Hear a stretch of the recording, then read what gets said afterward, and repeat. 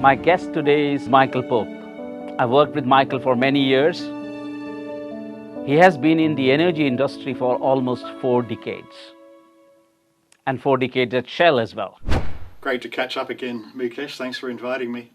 I've been in the energy business, specifically the downstream oil products business, particularly refining and chemicals and latterly biofuels, for 40 years now. What has changed in your view from how we used to look at oil refining? Oil refining is something I'm passionate about still today, though there are a lot of getting closures happening. What has changed over the years that we are here now? The constant struggle that the Australian refining industry went through in order to try to resist those pressures, try to find a new commercial life for themselves. One which ultimately, sadly, I have to say, the industry failed. Australia probably used to import around 500,000 barrels to 0.6 million barrels of products. Now it's touching 1.4 million barrels per day. So Australia has become a big, short market. For someone who doesn't understand these complex markets, give a sense of how the biofuels really fit into the oil. Realistically, renewable fuels are going to struggle to backfill even a fraction of the demand for liquid transport fuels, simply because they don't have access to what nature has offered the fossil fuel industry, hundreds of millions of years of cooking the biologically sourced materials underground into a product called crude oil.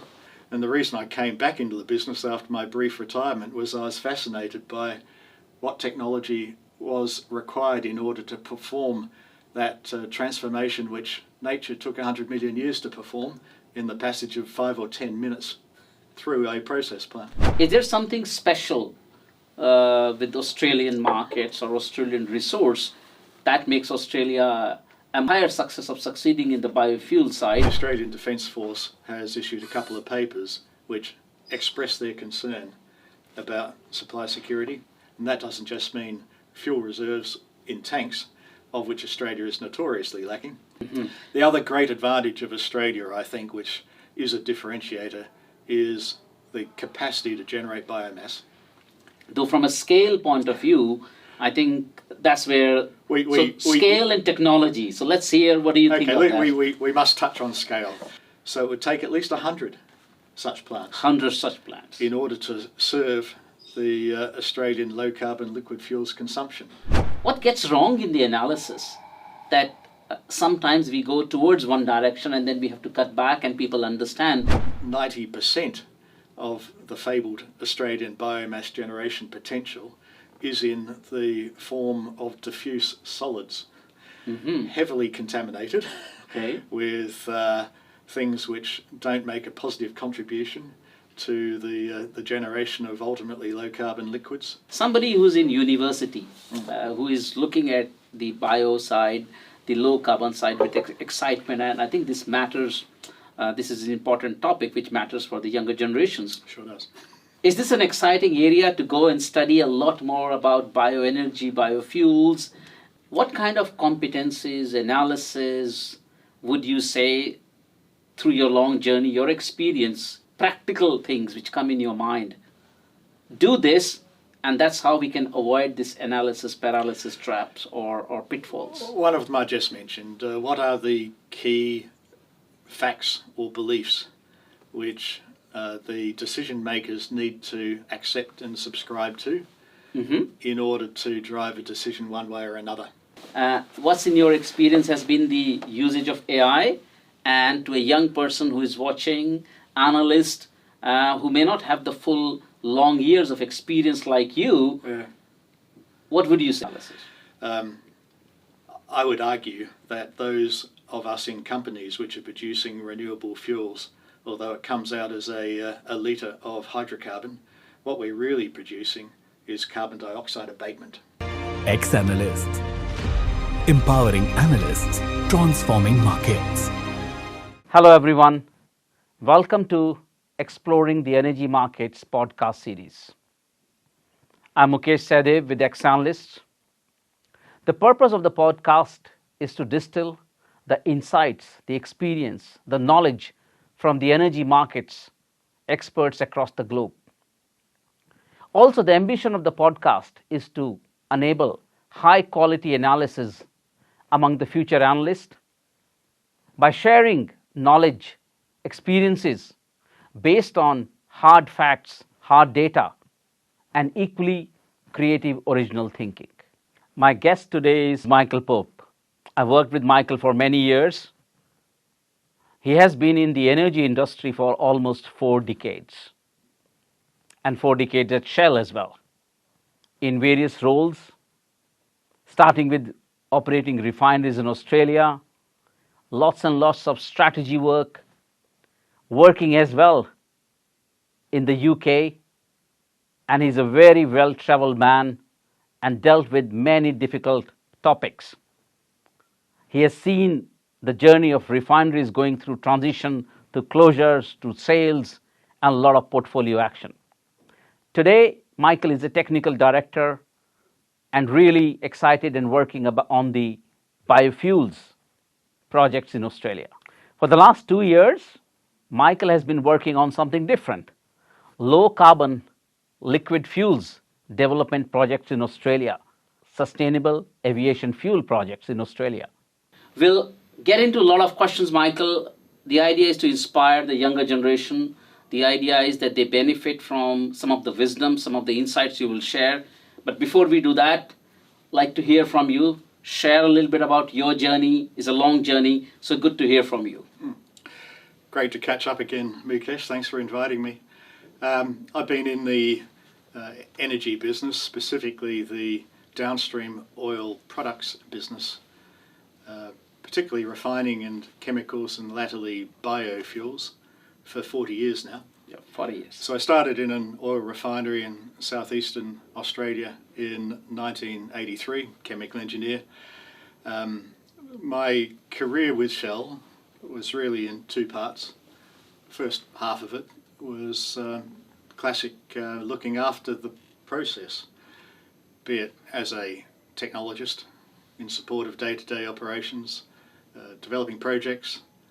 Subsequently, I was looking after operations in a couple of oil refineries, and I had a couple of stints overseas with Shell Central Office in that time. The second part of my career was in strategy, many different roles there, but it was in strategy really I got my teeth into the realities and the challenges of the commercial side of the oil refining and the petrochemicals business as well, and analysis of markets, analysis of our facilities' competitive posture against competitors, and projections of how the financials will evolve in such a world against a variety of scenarios was a key part of what I did.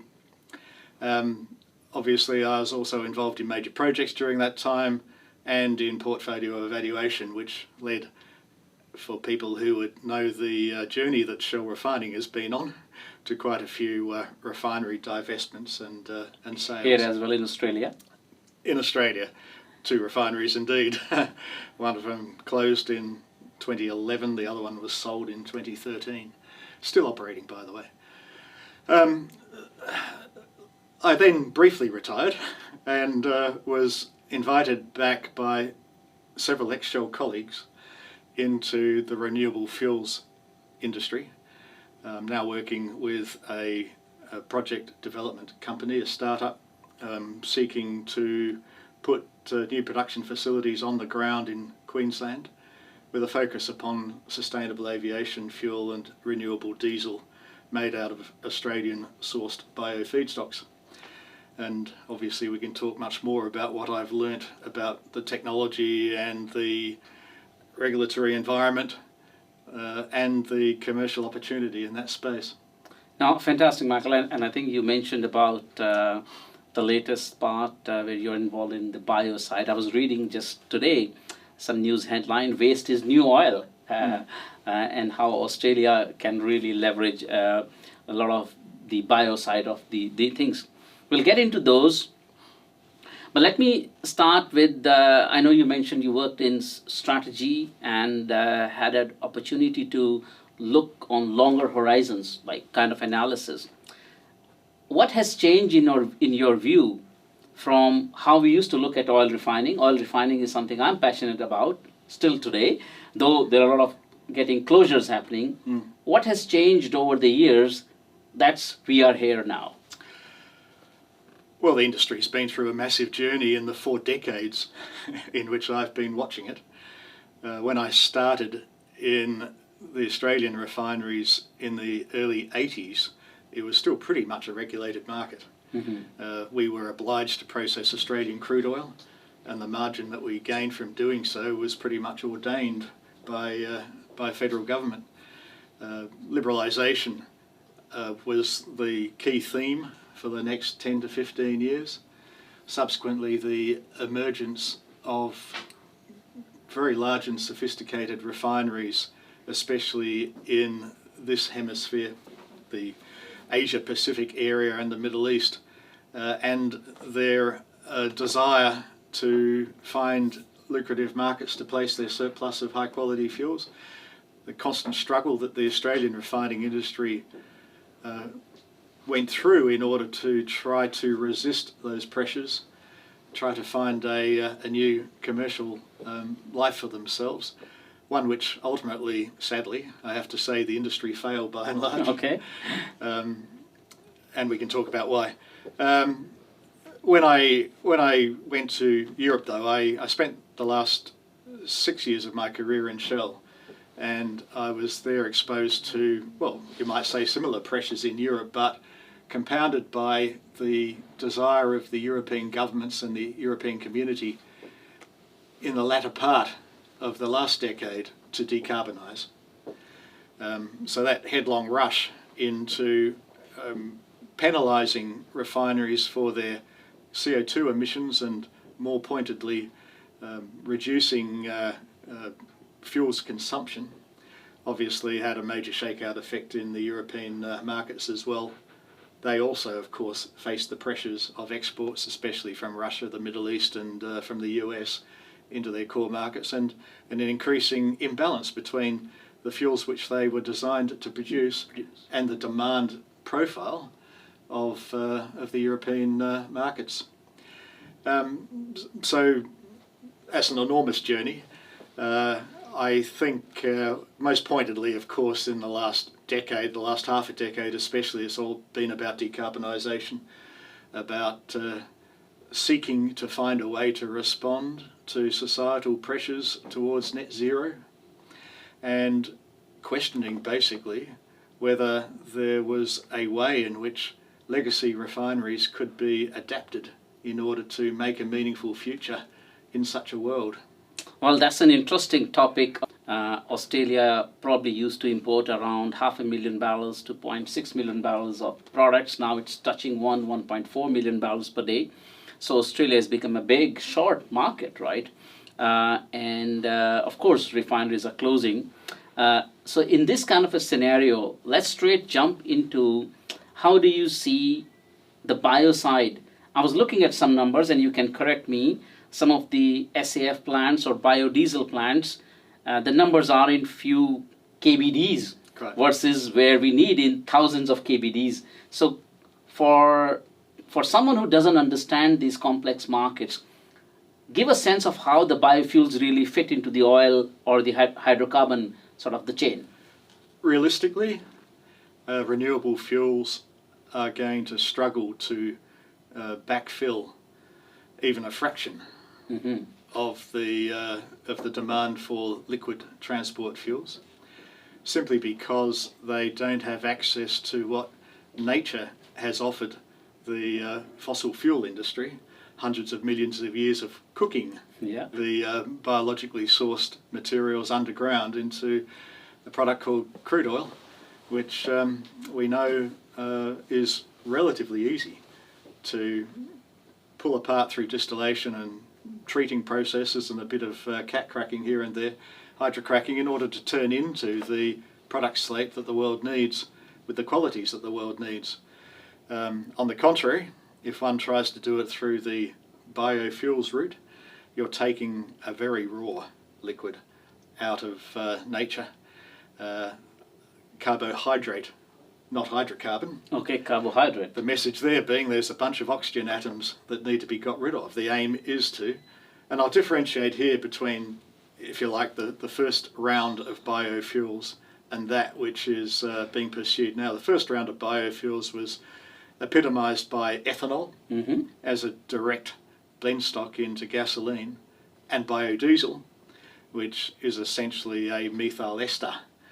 Feature of both of those molecules, of course, is they're still oxygen rich. They're containing the oxygen of the carbohydrates. What we're seeking now, though, is to supplant fossil-based hydrocarbons with naturally derived biofeedstocks as what we call drop-in fuels. Yeah. In other words, making a diesel fuel, a kerosene, and possibly a gasoline, which can replace fossil-derived liquids without constraint on blend ratios. And is really a drop-in fuel. Indeed. And the most compelling of those markets, I think, is aviation. Essentially because no one has yet even conceived credibly of a way of storing energy in the tanks or the batteries of aircraft, which allows them to go even a fraction of the range that fossil-based kerosene has allowed them to be. So we seek to produce essentially a hydrocarbon in the kerosene boiling range, which satisfies every one of the 25 specification points of Jet A1, out of bio-derived feedstocks, which are still rich in oxygen content and which simply don't have the right molecular size or shape in order to perform the way that aviation fuel needs to. And that imposes many challenges in terms of the technology, and the reason I came back into the business after my brief retirement was I was fascinated by what technology was required in order to perform that transformation which nature took 100 million years to perform in the passage of 5 or 10 minutes through a process plant. Well, I will definitely would like to explore that part, Michael, because I believe that there is sometimes a little bit oversimplification of the technology side, and I have watched the markets, and then there is a drive comes and everybody goes into that direction without fully understanding, and that's where I believe the analysts and the engineers have a big role to play. So I'll dive into that. But before I go, I want to stay on the topic of, is there something special with Australian markets or Australian resource that makes Australia a more probability of higher success of succeeding in the biofuel side? Is there something special about Australia versus other nations, other countries? Well, there are. I mean, the first one you already mentioned, and that is our extreme short of liquid fuels. We have now only 2 refineries left of the 9 which were in operation when I started in this business, and any objective analysis, including the companies which own them, would suggest that those 2 refineries, one in Brisbane, one in Victoria, are struggling to survive, and only when underwritten, when margins are low with taxpayer funds. And 1 million barrels a day is an impressive short. Short, yeah. Perhaps the largest clean liquid fuels short, if any country in the world. Australia hasn't traditionally recognised that there is sovereign risk associated with that, except for when the last 2 of the 4 surviving refineries in 4 or 5 years ago chose to close, it became evident to federal politicians that maybe there was a sovereign security of supply question. That has become more pointed just recently as well. The Australian Defence Force has issued a couple of papers which express their concern about supply security, and that doesn't just mean fuel reserves in tanks, of which Australia is notoriously lacking. It also means being able to complete the entire supply chain from raw materials through processing, through the product delivery supply chain to consumers. In the case of the Navy, Air Force and Army, obviously is getting fuel to where they need it, in order to allow them to be credibly prepared for whatever military contingencies are facing the country. So the Australian sovereign supply capability of liquid fuels has become increasingly prominent in developing a national case for the development of renewable fuels industry. Mm-hmm. The other great advantage of Australia, I think, which is a differentiator, is the capacity to generate biomass. Australian agriculture is advanced and the farms are enormous. And although the rainfall, especially in the inland areas, doesn't always happen as reliably as one would like, nonetheless, Australia is a massive biomass energy exporter. And exporter, of course. Mm-hmm. So wheat, barley, grains, canola, sugar. We're very long in all of those commodities. The idea is that we can divert a small amount of that surplus production through the right kind of technology into the production of drop-in hydrocarbons for both ground and aviation sectors. Australian farms are not overworked in the fashion of Midwestern corn belt of the US, and certainly far less heavily worked than European cultivation, which means the application of fertiliser, the agricultural practices are far more carbon sensitive. Already. I mean, this has to be demonstrated. When one is wanting to defend the carbon intensity or the life cycle analysis of sustainable aviation fuel produced out of Australian agriculture, one has to demonstrate that the food versus fuel criticism is adequately dealt with.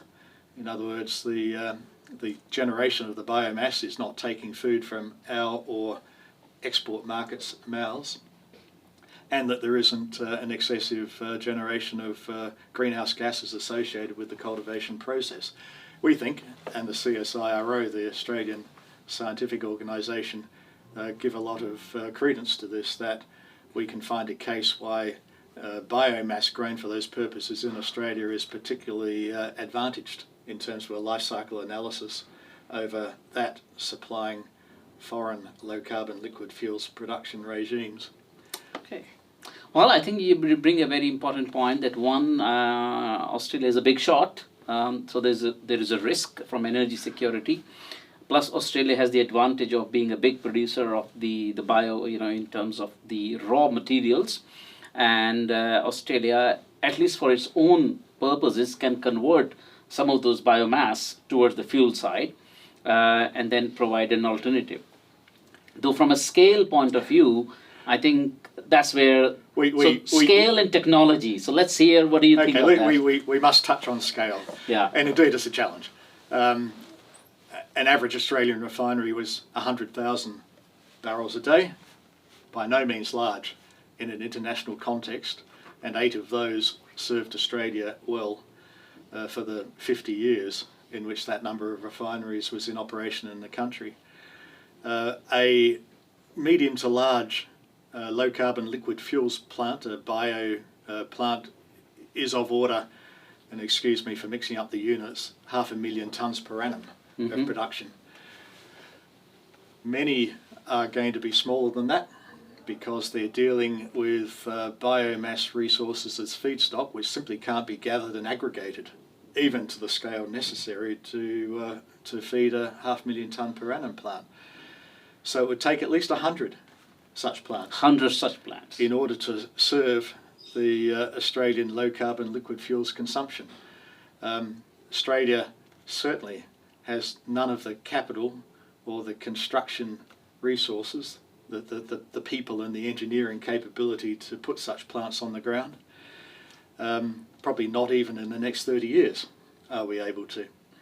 And I got to say, as much as Australia is very prospective in regards to its agricultural sector and its ability to generate the biomass feed, putting together that amount of suitable feed, even to feed the next generation of renewable fuels plants, which are aiming to be able to consume more the waste end of the biomass spectrum, straw, forestry residues.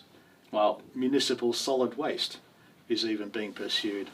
These pathways haven't yet been proven at anything beyond the R&D scale.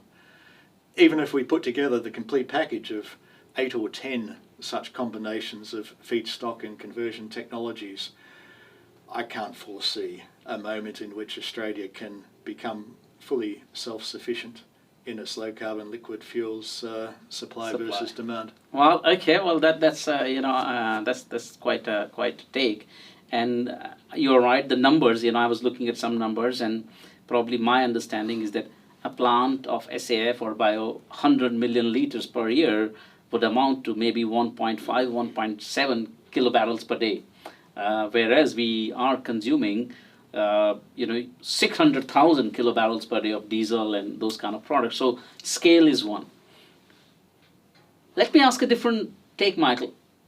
These are complex topics, right? There's a lot of technology involved in understanding not just the supply-demand market fundamentals.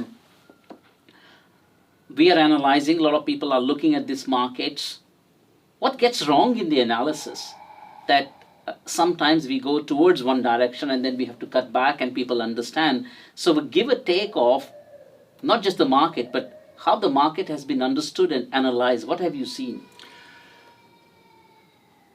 Not wanting to contradict what I just said, there is a tendency of scientists to simply add up the total tonnage of biomass generation capability across the hundreds of millions of hectares of the Australian landmass, and without attempting to discern the types of that biomass, presume that a given conversion ratio will yield of the tonnes of input into litres of output applies. No. Okay. The math doesn't add up. Well, maybe in 30 or 40 or 50 years, when some of these emergent technologies have achieved commercial proof at scale, that mathematics might work, but it's currently a bet. The company I'm currently working for has chosen to pursue the types of biomass which are more energy dense in a liquid form and therefore able to be transported economically, both in terms of cost and the CO2 generation associated with biomass transportation, that not being a negligible contribution to the life cycle of the resultant product. Yet probably 90% of the fabled Australian biomass generation potential is in the form of diffuse solids, heavily contaminated with things which don't make a positive contribution to the generation of ultimately low carbon liquids, and which require an awful lot of capital to bring them together at mass in order to justify the investment in what's essentially a small oil refinery in order to turn them into a commercial product. Particularly the maturity of gasification as a technology is overstated. Whilst gasifiers in natural gas, of course, are well proven now, gasifiers in coal have been in operation for, 60, 70 years. Every case of gasification in industry that's already been demonstrated, the syngas was essentially feeding either a hydrogen manufacturing process or an energy conversion process, raising steam or raising electricity. To turn biomass of that kind through a gasifier into something which can feed a catalytic chemical system requires the biomass be cleaned to the extent that it's freed of tars and freed of catalyst poisons, and that has not yet been demonstrated. The naivety, I think, of much of the analysis that you see simply assumes that the technology readiness level, so-called, of gasification-based schemes is already at the TRL 8 or 9 level, which corresponds to already commercial and demonstrated in scale in its final form. That's not the case.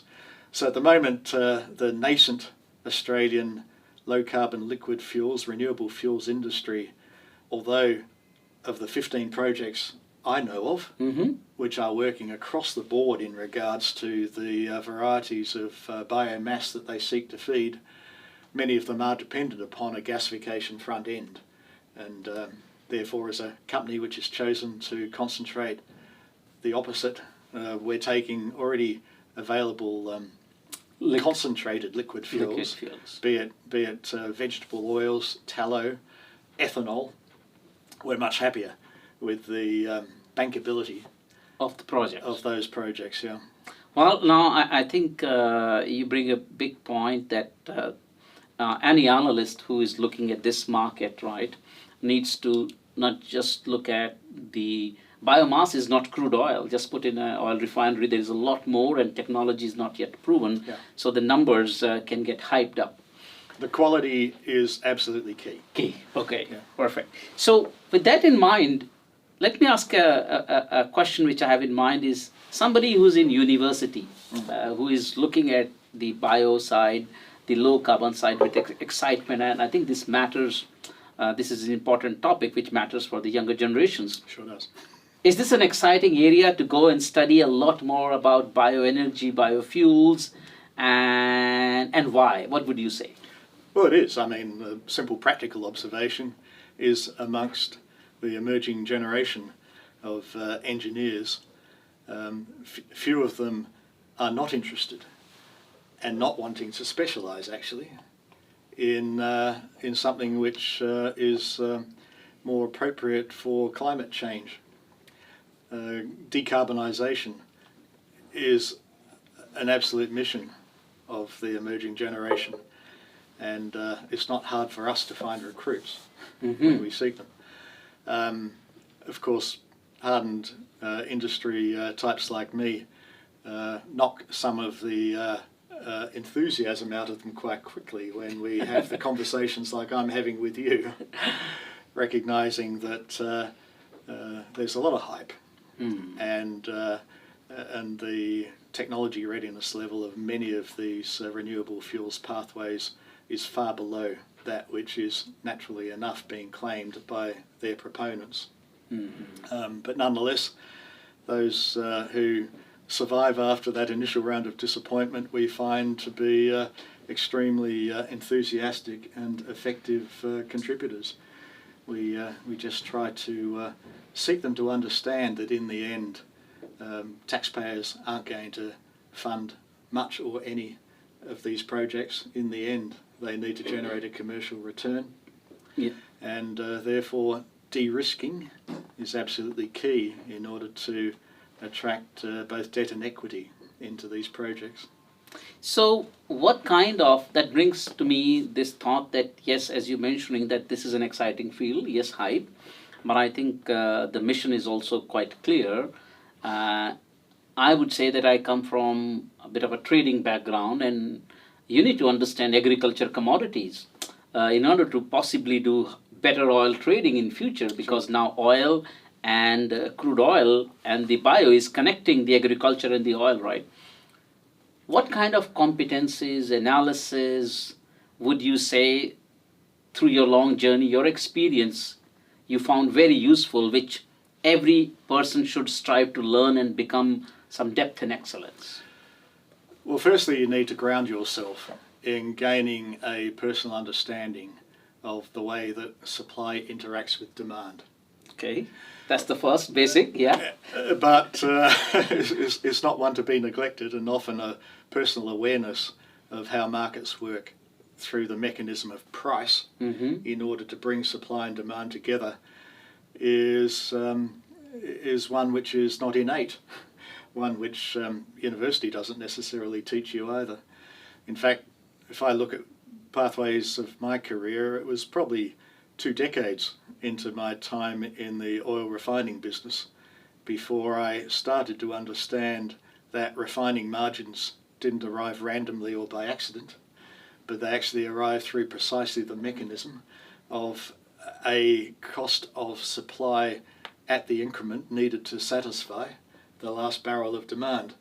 And one And I've got to say, although I don't have much time for management consultancies, I was tutored on this by McKinsey, who produced some, I thought, initially very theoretical, but subsequently I think quite provable cost curves.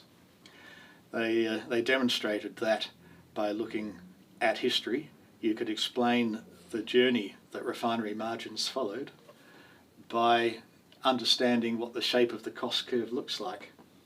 In other words, what for each of the refineries which are swinging in throughput in response to market signals, their next barrel of production of gasoline, diesel and so on cost to make, crude oil plus variable costs. And that therefore the profitability of any given refinery is derived from its own margin versus the marginal margin of the market which is being served. That, as a conceptual tool, allows one to really understand your strategic exposures and opportunities. And in the second half of my career, it's one that I repeatedly deployed in order to reach insights and make visible the reasons for recommendations to senior leaders. In theory, and hopefully soon in practice, it's a skill set that can be deployed in the renewable fuel space as well. With some caveats, the first one being that liquidity is very low in regards to the type of drop-in renewable fuels which I've been describing. And secondly, it is a market in which there's extreme intervention by governments in regards to quotas, subsidies, grants and so on. And those interventions are constantly evolving, coming in and leaving and being adapted, and therefore we aren't yet in a position in which a market with anything like the liquidity of the international oil products market has been realised. But nonetheless, a grounding in those fundamentals is vital for understanding commerciality of an investment or of an asset, ultimately in the renewable fuel space as well. I think you make a good point that I recollect my own experiences when I just started in a refinery. The job was just to run the plant and run an asset, and I think I ended up working in a group in the company where it was all about economics, profitability. So I think one key message from which you're sharing is that yes, people who are driven to run assets, focusing and understanding the market side early on and faster they do it, the better decision making can happen in the operation side of the plants, and also the strategic discussions or decisions they make.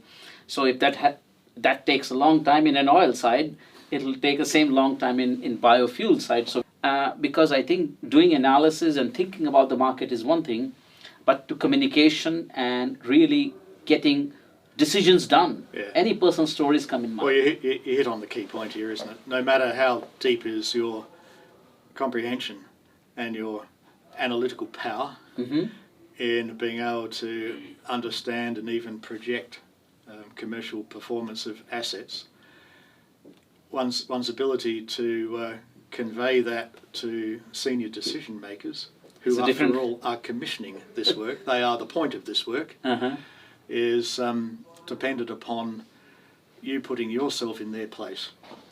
What is the question that they really need answering? What are the things that they really must believe compared to just background information in order to accept your conclusions?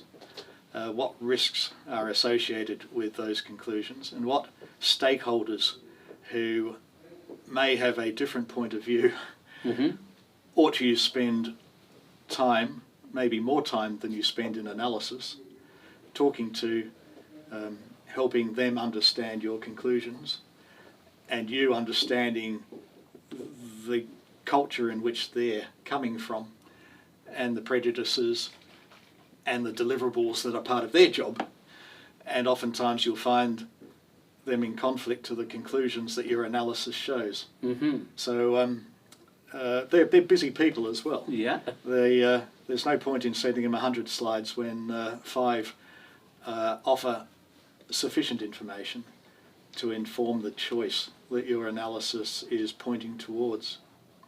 The other pleading I'd have is be modest. Avoid arrogance. You've spent a lot more time studying this information, so you can scoff when they ask the simple questions, but take those as an opportunity. In the end, they have far more issues on their mind than you have on yours.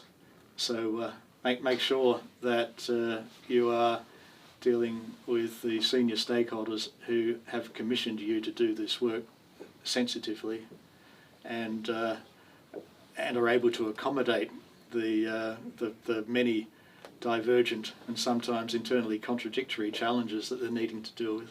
Correct. No, and I think that relates to my experiences as well. Where sometimes we drown the seniors in detail. Yeah. And what they want is simplification because these are complex topics, and people who do the work, they get so passionate about it, and they want to show more detail. Yes. And then more detail leads to more questioning, and that's where we hear quite often analysis paralysis, right? Yeah. So few things, practical things which come in your mind. Do this, and that's how we can avoid this analysis paralysis traps or pitfalls. One of them I just mentioned. What are the key facts or beliefs which the decision makers need to accept and subscribe to in order to drive a decision one way or another? And that decision might be to put $1 billion into a final investment decision, or it might be to divest a particular asset. So boil it down to the key drivers, but also recognise that the future is intrinsically unpredictable. Those of us in a strategic role might sometimes feel embarrassed about admitting that we aren't perfect soothsayers as to how the next 10 or 20 years might turn out. And therefore, having isolated the key variables, decompose their contribution to the conclusion. Things like Monte Carlo analysis. Yeah. Things like understanding what the bookends, the 10% to 90% bookend for the conceivable range of variation of the things which really matter might be. Again, you can generate 100 slide packs in presenting that, but they can be usefully boiled down into something like the P10 to P90 spread of the uncertainties and a net present value, for example. And I remember it was often sufficient, although the profitability of an investment may have been highly uncertain and doubted, to demonstrate that on a P90 basis, the chance of an investment being NPV negative was less than 10%. That was, or sometimes 20%. That was a degree of uncertainty which was typically tolerable to senior decision makers. So they didn't much care about what the P10 profitability might be. They just, they were, I guess, averse to losing shareholder value. So demonstrate there's only a 10% chance of that outcome, and you're often in an okay space. Okay. Now I think bookends is what you're mentioning. Really understanding the key beliefs to be proven wrong or right, rather than just doing and living in your analysis head. An analyst is one who can create the analysis paralysis. No, fantastic, Michael. I think there are a lot of, I think what you're mentioning, some words, these need to be internalized and fully reflected upon, and only probably people make mistakes will really understand, but I think you have put together quite a good way for young people to think about it. Right. I also wanted to ask a few more things. AI, right, these days, yours, my generation. What's in your experience has been the usage of AI, and to a young person who is watching, analyst, who may not have the full long years of experience like you, what would you say? Well, I use it rather little, actually, Mukesh. Okay. Some of my colleagues tend to use it more often, but we're both using it in the sense of capturing our thoughts. I distrust AI to this point in terms of any numbers that it comes up with. Okay. I've encountered too many AI hallucinations today. AI hallucinations. But it provides a useful theoretical framework for summarising the issues. You make a choice then of which bullet points it has chosen to concentrate on in summary of the question, and they may jog you to think about dimensions of the problem which otherwise wouldn't immediately occur to you. So I find AI useful in stimulating. Prompting you. Yes. Yeah. Not more than that so far. Okay. No, I think that's an interesting piece which probably a lot of people would be looking for. But what 3 things in your mind would you leave that the people who are watching this market needs to keep an eye on as we head towards future? We need to understand what governments are thinking. The renewable fuel space, especially the drop-in hydrocarbon type of renewable fuels, because they're so capital intensive, really are driven by regulation. Whilst dreamers have assessed that one day the technology of biofuels manufacture, or even e-fuels, may develop to the point of being cost competitive with fossil-derived fuels, I don't think it will ever be close. Okay, that's the very clear. capital intensity, the energy intensity of the inputs necessary to achieve the fuel is just so high. So high. That we can't do what 100 million years of nature has done for us by virtue of crude oil. So the renewable fuels industry is driven by regulation, and that might take the form of both carrots and sticks.